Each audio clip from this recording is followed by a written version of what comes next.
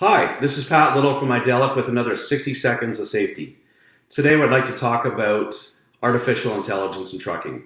At Idelic, we are transforming the trucking industry by applying AI to generate a driver watch list or scorecard to identify those drivers at risk of an accident, to reduce accidents, and to mitigate the risk of a nuclear verdict. AI-based scorecarding is superior to traditional scorecarding. In a traditional scorecard, a minor backing accident might assign 5 points to a driver's risk score, but typically this is based on the safety manager's gut feeling or subjective interpretation of the driver's behavior and action. In contrast, AI uses many years of historical driver data and empirical evidence to determine with exactness how indicative of risk the driver's action was, and then assigns a precise weighting to the score. The bottom line is AI-based scorecarding is both objective and precise. If you would like to learn more about AI in trucking, please download the Idelic webinar, AI in Trucking, What It Is and How to Use It.